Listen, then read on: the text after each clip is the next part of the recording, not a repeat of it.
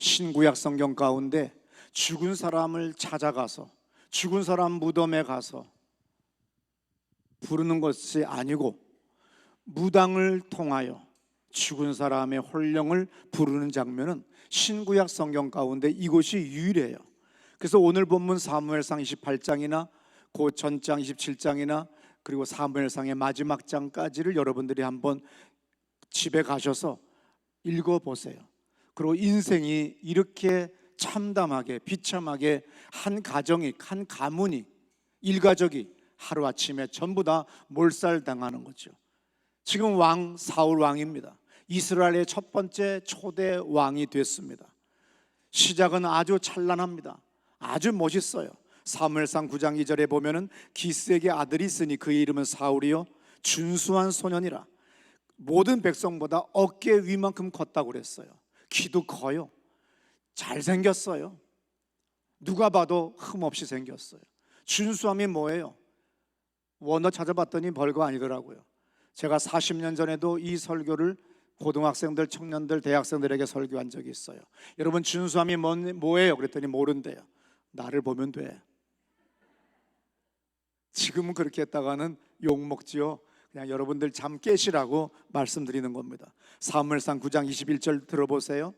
사울이 대답하여 이르되 나는 이스라엘 지파의 가장 작은 지파 베냐민 사람이 아니니이까 또 나의 가족은 베냐민 지파 모든 가족 중에 가장 미약하지 아니하니나이까 당신이 어찌하여 내게 이같이 말씀하시나이까 하니. 왕의 기름 부음을 받으라고 했을 때 사울은 아주 겸손했어요. 나는 참 미약한 부족한 존재고 가문으로 볼 때나 뭐 자랑할 것도 하나도 없는 부족한 사람이다, 이렇게 겸손한 사람이었어요. 사무엘상 11장 6절부터 13절에 보게 되면 추종자의 숫자와 공적들의 이야기가 나와요. 그리고 사울 왕의 그 배려심, 포용, 덕스러움 이런 것들이 나오죠. 6절에 보면 사울이 이 말을 들을 때 하나님의 영에게 크게 감동이 되매 그랬어요.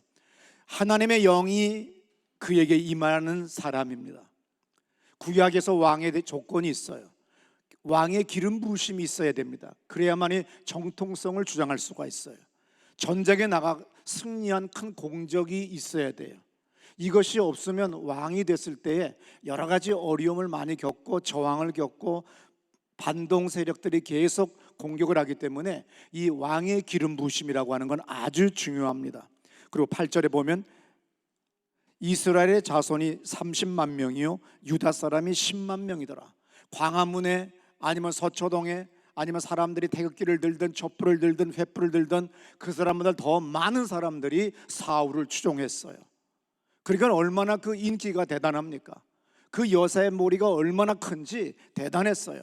사무엘상 10장 23절부터 보게 되면은 그들이 달려가서 거기서 그를 데려오매 그가 백성 중에 선이 다른 사람보다 어깨 위만큼 컸더라. 정말 체격이 좋아요. 정말 왕같이 생겼어요. 누구나 다 존중하고 순종하고 자기들을 위탁할 만한 그러한 외모도 가졌어요. 27절에 보니까 어떤 불량배는 이르되 이 사람이 어떻게 우리를 구원하겠느냐 하고 멸시하여 예물을 바치지 아니했으나 그는 잠잠하였더라.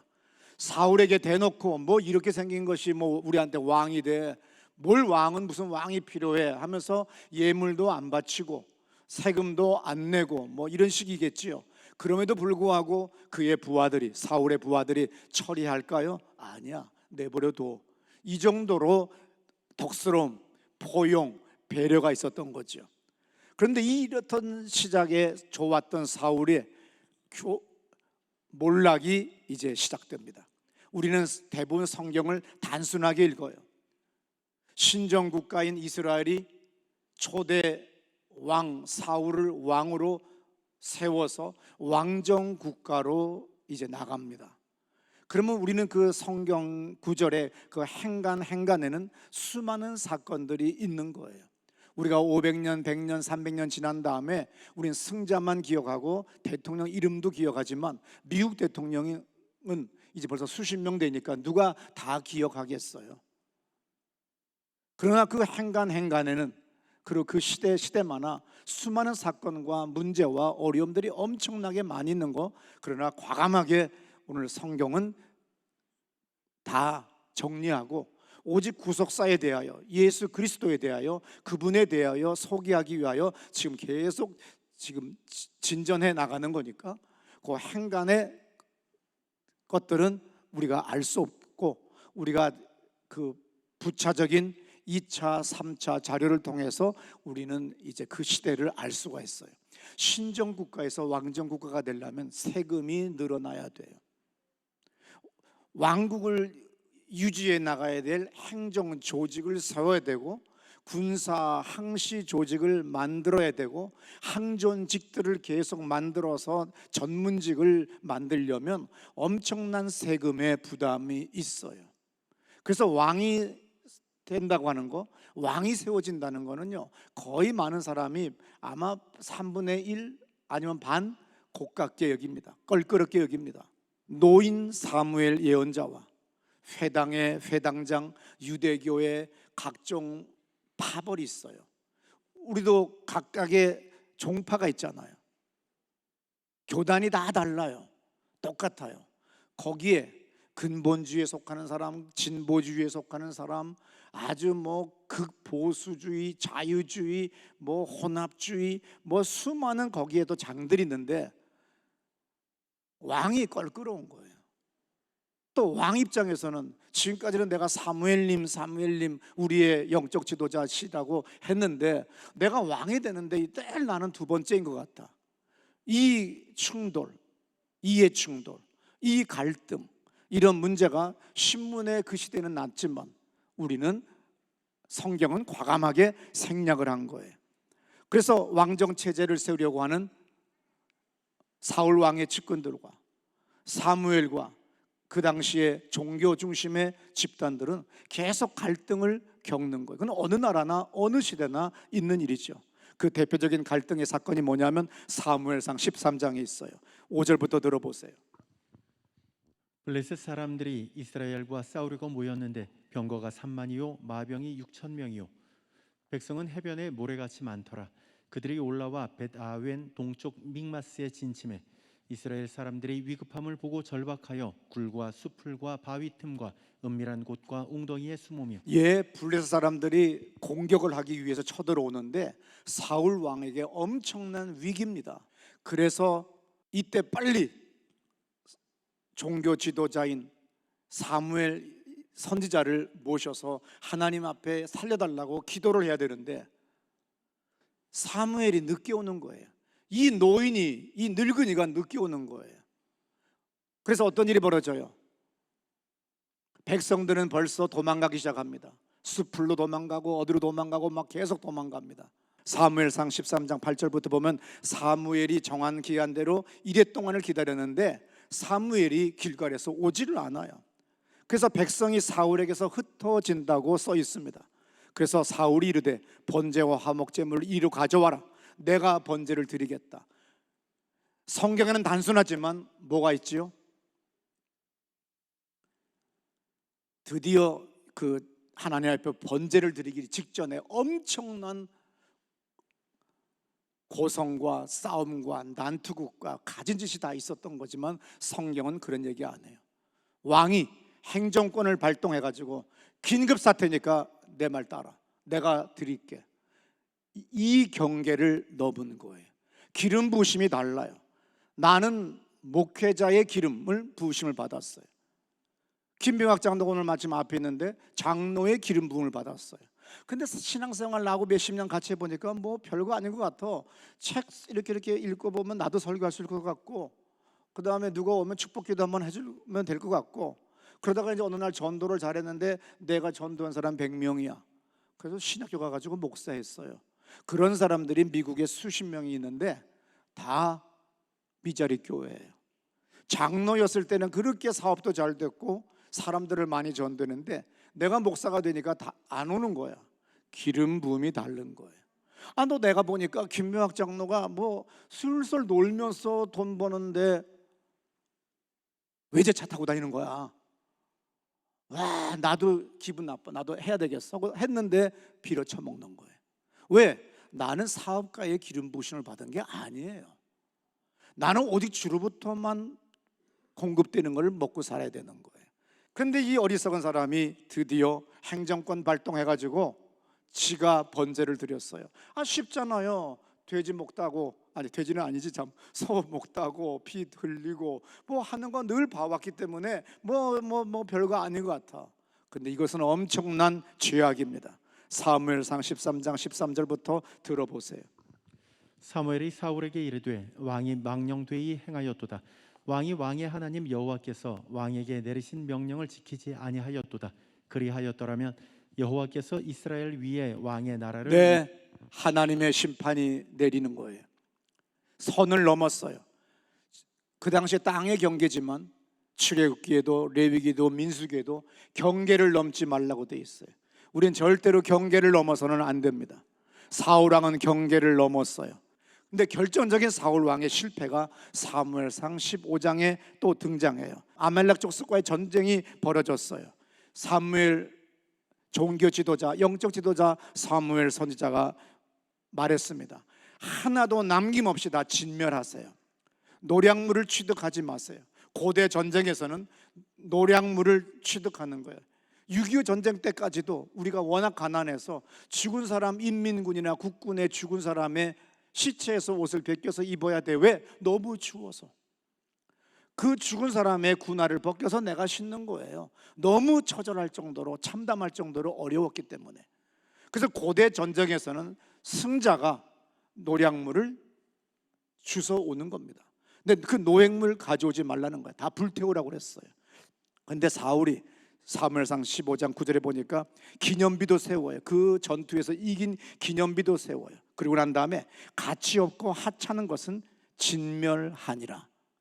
가치 없고 하찮은 것만 진멸하고 죽여버리고 통통하고 살찐 거, 멋있는 거, 좋은 거, 돈 나가는 거, 감 나가는 거는 왜?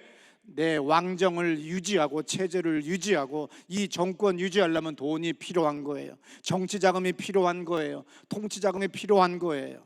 근데 저 멍청한 영감은 자꾸 원칙대로만 나가자고 하니 이게 계속 갈등이 비틀어지는 겁니다.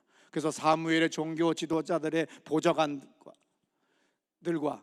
오늘 왕의 보좌관들과 밑에 다 밥 먹고 사는 사람들끼리의 이권 다툼이 계속 여기는 긴장 관계로 사무엘 상에 가고 있다고 하는 것을 여러분들이 그걸 알아야 되는 거죠. 어떻든 간에 사무엘상 15장 35절에 사무엘이 죽는 날까지 사울을 다시 가서 보지 아니하였으니 이제 헤어졌어요. 세월이 흘러서 사무엘상 28장 오늘 본문에 왔습니다. 사무엘상 28장 3절이 아주 중요해요. 들어보세요. 사무엘이 죽었으므로 온 이스라엘이 그를 두고 슬피 울며 그의 고향 라마에 장사하였고 사울은 신접한 자와 박수를 그 땅에서 쫓아내었더라. 사무엘이 죽었어요. 그랬더니 온 이스라엘 사람들이 줄을 이어 조문을 합니다. 그리고 그분을 계속 추도하고 추모하고 추모 모임들을 갖겠죠. 추도 기도회를 갖겠지요. 왕으로서 기분 나쁜 거예요. 이제 드디어 종교 지도자 사라졌으면 이제 왕정 체제로 오직 오늘 우리 왕권으로만 나간다. 무슨 놈의 삼권 분립이냐, 무슨 놈의 이권 분립이냐. 이제 나 중심의 나라다. 아주 기뻐했어요. 그래서 종교인들, 교회들을, 오늘날의 교회들을, 그 당시 회당들을, 자기를 대적하는 그것들을 때려잡아야 되겠어요. 그래서 제일 보잘것없는 무당들, 점쟁이들, 박수들을 먼저 때려잡는 거예요. 그래서 성경 해석이 중요한 거예요. 같은 절 안에 사무엘이 죽었고 공동 번역, 새 번역에서는 수많은 사람들이 추모하고 애도하였더라. 그때 사울 왕은 박수 무당 점쟁이들을 때려잡아요. 고려 왕조 때는 불교를 숭상하죠. 그리고 이씨 조선 때는 저것들을 때려잡아야 되겠다고 하는 마음이 생겨요. 어느 정권, 어느 나라, 어느 시대나 종교와 정치와 정권을 잡은 자는 계속 갈등과 긴장에 그리고 충돌의 관계가 있다는 거예요. 같은 절에 있다는 것이 중요한 거죠. 사울은 신접한 자와 박수를 그 땅에서 쫓아냈더라. 멋있지요? 그런데 아니에요. 성경의 신명기서에는 뭐라고 했어요? 무당이나 신접한 자나 박수나 죽은 홀령을 불러들이는 그따위 짓, 이거 신명기에 뭐라고 썼어요? 용납하지 말라. 레위기 19장 31절에 뭐라고 썼어요? 더럽히지 말아라. 6절에 뭐라고 썼습니까? 백성 중에서 끊어버려라. 레위기 10장 27절 잘 들어보세요.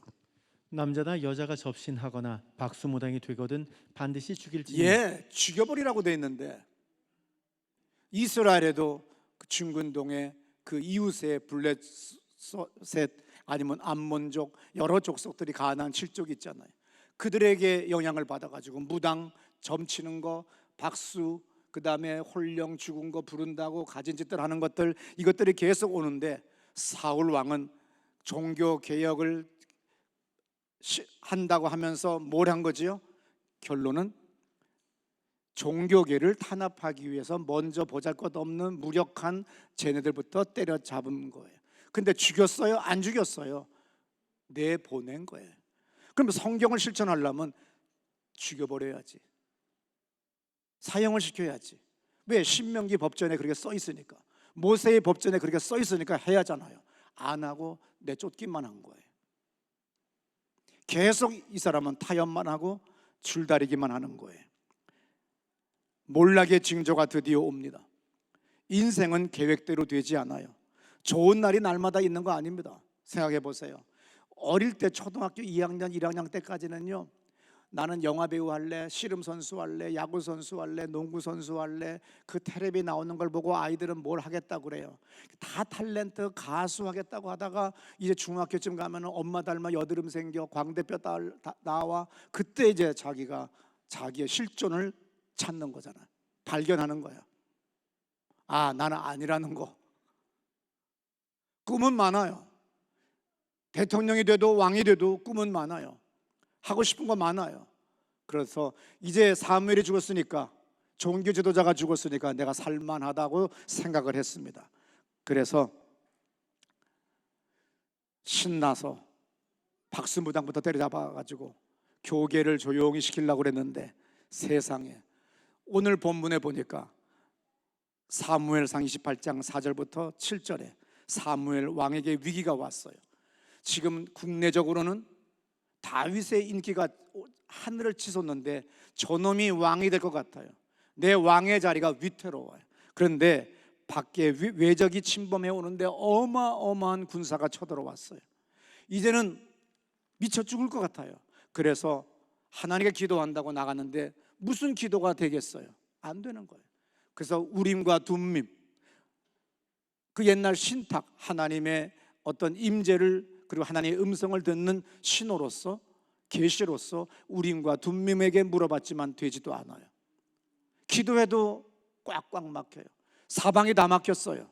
어떡할 길이 없어요. 사면초가예요. 사울 왕이 너무 두려웠어요. 풍전등화입니다. 그래서 할 수 없이 기껏 생각해낸 게 돌아가신, 옛날엔 노인이라고 폄하했던, 그래서 제가 설교 제목이 뭡니까? 죽은 사무엘을 찾는 사울 왕. 근데 사실은 노인을 찾는 사무엘 왕, 그렇게 쓰려다가 여러분들이 이해 못할 것 같아서 그랬어요. 근데 성경에는 노인이라고 분명히 나와요. 노인이라고 하대하고 폄하하고 멸시하다가 지가 아시게 됐을 때, 오죽하면, 오죽 다급하면 죽은 사무엘을 만나 조언을 받고 싶어요. 상담을 하고 싶어요. 근데 그분은 무덤에 있는 거잖아요. 기껏 한데 생각하는 것이 또 망할 생각한 거죠. 무당을, 신접한 자를 다 지가 추방해놓고, 또 완전한 100% 추방도 아니고 내쫓기만 해놓고, 그의 보좌관들은, 무당들이, 박수무당이, 점쟁이가 어떤 것이 용한지, 누가 젓가락 점쟁이인지 다 알아요. 그래서 그를 찾았다고 그랬어요. 어딜 갔습니까? 엔돌이라고 하는 지역입니다. 적진 가까운 진영에까지 변장을 하고 갔다고 성경에는 써 있어요. 본문에. 정치인의 모습, 왕의 모습은 늘 변장했던 거예요. 우리는 다 변장하고 교회 나왔잖아요. 주일날 똑같은 머리카락인데 전부 다 다른 머리, 염색 다 다른 색깔, 그리고 연구 화장으로 길게, 그 다음에 립스틱을 발라가지고, 그리고 각양의 옷들을 다 다양하게 입어서 우리는 날마다 변장한 삶이, 우리가 심리학을 공부할 때 우리는 변장을 했다고 하는 걸 우리는 그때 배우잖아요. 오늘 왕은 또다시 변장해요. 무당을 속이기 위하여, 내가 왕이 아니라는 걸 속이기 위하여 변장합니다. 사무엘상 28장 8절에서 사울이 다른 옷을 입고 변장을 하고 드디어 무당 여자, 엔돌에 있는 여자한테 갔습니다. 무당이 대답을 해요.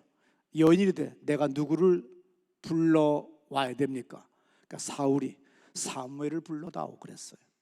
사무엘이라고 하는 이름은 흔해요. 요한이라고 하는 이름도 흔해요. 마리아라고 하는 이름도 흔하기 때문에 무당은 아무 생각 없이 이제 사무엘을 불러달라고 하니까 이제 사무엘을 부르는 겁니다. 여러분을 여기서 1차원적으로 읽으면 무당이 부르는 거로 되지만 우리는 성경을 다각적으로 해석할 때 무당은 하나님의 사람을 부를 수가 없어요. 그럴 능력도 안 돼요. 그런데 오늘 사무엘상을 기록한 이 저자는 의도적으로 사울 왕의 이 참담한 몰락, 노인이라고 폄하했던 영적 지도자를 폄하했던 그 인생이 얼마나 불쌍한 존재가 돼서 무당 앞에까지 보잘것없는 그의 벳내한테 찾아가서 변장하고 찾아가서 사무엘을 불러달라고 하는 그런 인간으로 몰락했다는 것을 이야기하는 거예요. 무당이 불리려고 하는 순간에 정말 사무엘이 나타났는데 딱 보니까 겉옷을 봤어요. 거기를 보니까 사무엘인 거예요. 무당도 아는 거예요. 그래가지고 놀래가지고 사울은 눈이 어둡기 때문에, 영적으로 어둡기 때문에 못 봤어요. 왜 나를 속였느냐고 사울 왕한테 무당이 실문하죠. 그랬더니 성경에 스올이라고 하는 단어는 나오지 않지만 올라왔다고 나와요. 이스라엘의 고대 사람들의 사후 개념은 사람은 스올로 간다고 믿어요. 근데 그것을 갖다가 후대 학자들이 너무 과장 해석을 하다 보니까 지옥으로 해석을 하는데 2000년 동안 수많은 성서학자들이 스올이라고 하는 단어를 해석한 결과 무덤, 구덩이, 웅덩이에 불과한 거예요. 고대 이스라엘 사람들은, 히브리 사람들은 사람은 죽으면 그냥 무덤에 묻힌다는 거예요. 그래서 이것을 또 근거로 해가지고 어떤 이단 종교는 사람은 죽으면 그 무덤에 있다고 하지만 아니에요. 우리의 영이 나고 육체는 잠시 빌려 입은 거기 때문에 본질인 나는 저 영적인 세계로, 하나님의 나라로, 천국으로 가는 걸 믿으시기 바랍니다. 아무튼 절도할 일이 생겼는데 죽은 노인이 나타났어요. 선지자가 올라왔어요. 그래서 그 시대에 그 사람들의 표현 양식 개념이기 때문에 올라왔다고 한 거지, 정말로 무덤에 사무엘이 있고 이 무덤에 있던 영혼이 잠자고 있다가 올라온 거 아니라는 거죠. 어떻든 간에 겉옷을 입었다, 단어를 내가 잊어버렸어요. 그 겉옷은 사무엘을 상징하는 대표적인 그의 복장이에요. 그래서 그 복장을 통해서 우리는 알았던 거죠. 무당도 알았고. 사울은 아직 못 보는 거예요. 사무엘이 왔다고 하니까 냅다 엎드렸어요.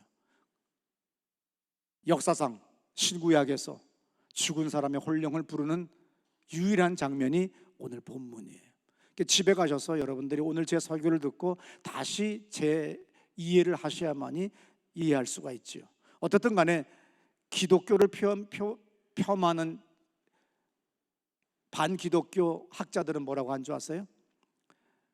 이렇게 옛날 고대 히브리 사람들은 무덤에 스올에 묻혀 있는다고 하는데 오늘날 예수 집단이 주전 6세기서부터 8세기까지 수많은 예언자들, 이사야, 예레미야, 아모스 이런 사람들을 통해서 부활이라고 하는 단어가 나오기 시작하고 거기서 계속 개념이 확장 발전돼서 예수를 믿는 집단들이 천국 지옥을 만들었다고 하지만 아닙니다. 왜 그러냐면 보세요. 우리의 지금의 모든 수학 공식 아니면 시상의 모든 원리, 우주의 원리가 만유 인력의 법칙, 중력의 법칙, 원자 핵을 중심으로 전자와 소립자, 미립자들이 돌을 때 그 운동 에너지로 말미암아 열이 생기고 발생하고 하나하나가 다 분자 구조로 이루어져 있고 확대하면 원자가 있다고 하는 거, 이제 생긴 게 아니라 태초부터 했는데 인간의 지혜와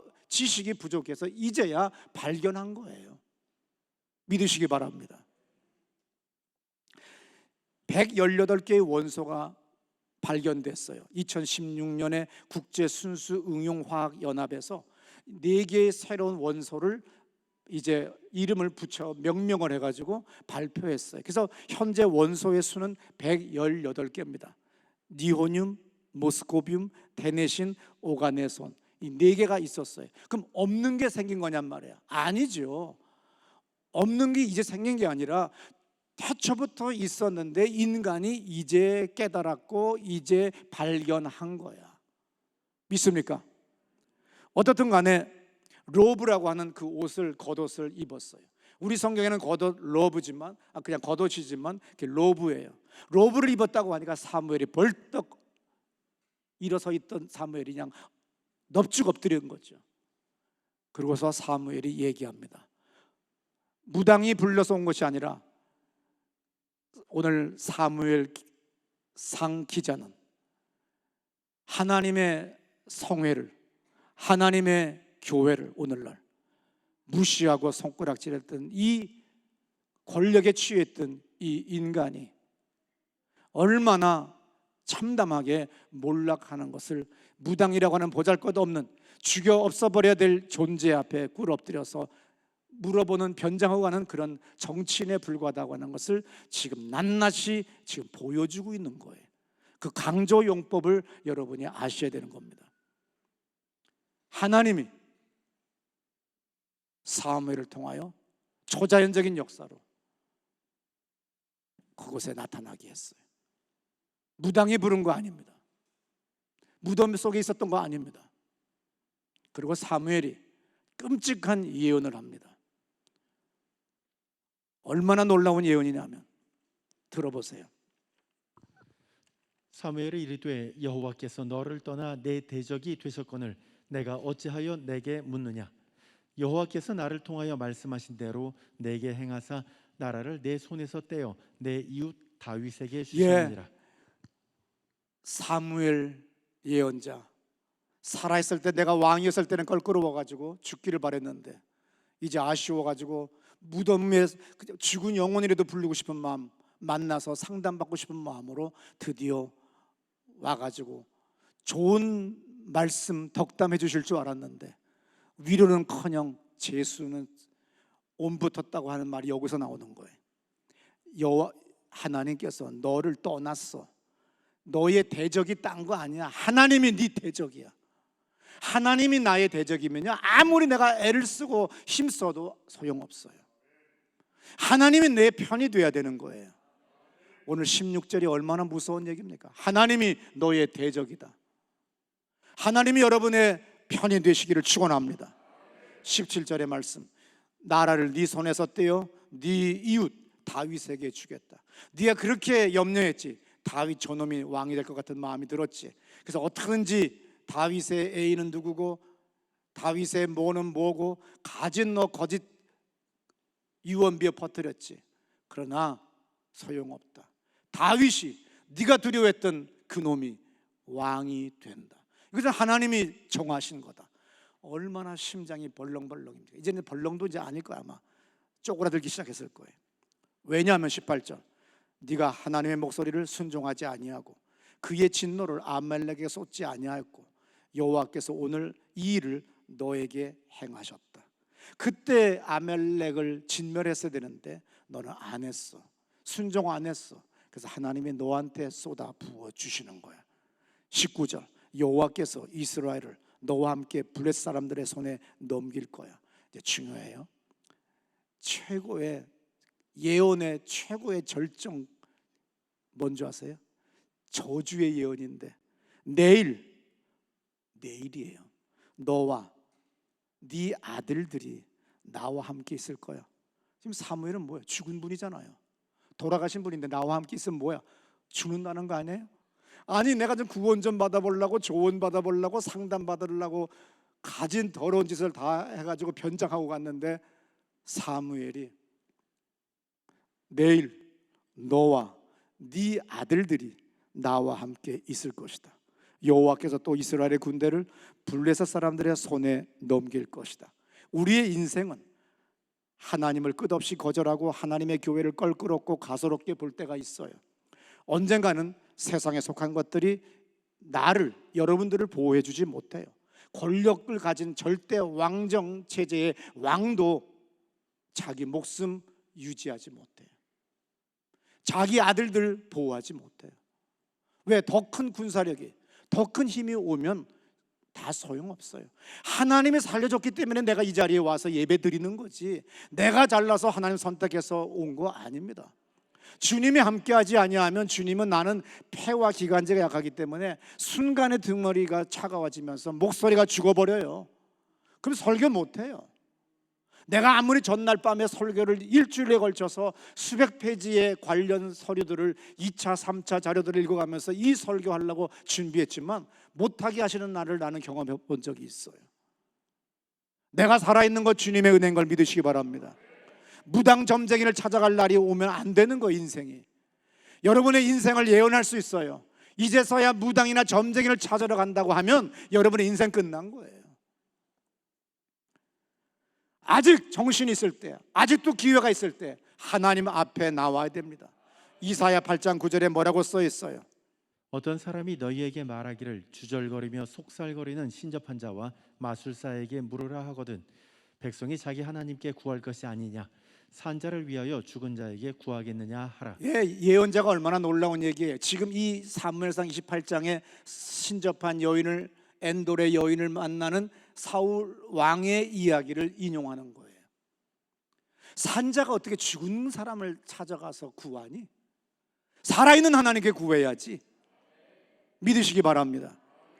살아있는 사람이 죽은 노인의 무덤을 찾아가서 상담할 일이 온다고 한다면 인생 종친 거예요. 인생 더러워진 거예요. 끝난 거예요.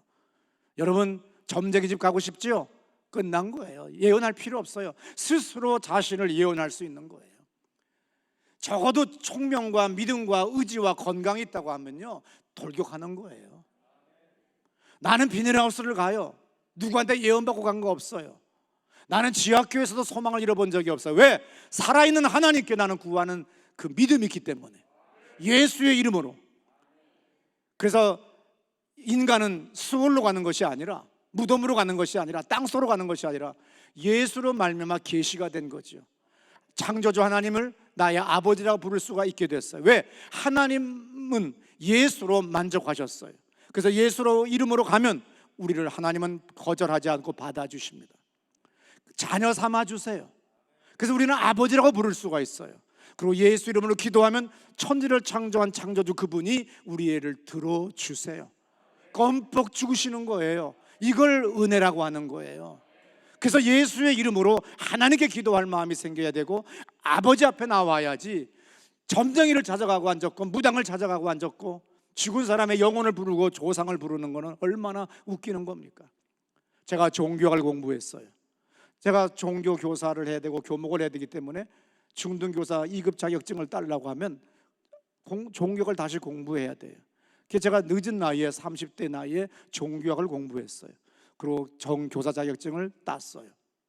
그때 공부한 것이 그때는 싫었는데 지금은 이것이 종교적이냐 복음적이냐를 구별할 줄 아는 사람이 됐어요. 그리고 얼마나 은혜는, 복음은 스마트하고 심플하고 정말 단순한 거예요. 그리고 거기는 힘이 있는 거예요. 나는 비록 종교적인 행위나 예식이나 아무것도 모르지만 내가 하나님 앞에 예수의 이름으로 나가면 그분은 예수 때문에 우리를 껌뻑 죽으셔서 우리를 향하여 다 받아주시는 거예요. 할아버지가 손자 손녀가 그냥 가진 짓을 다 해도 다 받아주시는 것보다 더 크게 우리를 받아주시는 거예요. 그래서 산자가 죽은 자에게 묻는 어리석은 짓 하지 마세요. 이사야 55장 6절부터 9절에 너희는 여호와를 만날 만한 때에 찾아라. 가까이 계실 때에 그를 부르라. 악인은 그의 길을, 불의한 자는 그의 생각을 버리고 여호와께로 돌아와라. 그리하면 긍휼히 여겨주실 것이다. 하나님께로 돌아와라. 그가 너그럽게 용서해 주실 것이다. 이는 내 생각이 너희 생각과 다르며 내 길은 너희의 길과 다름이니라.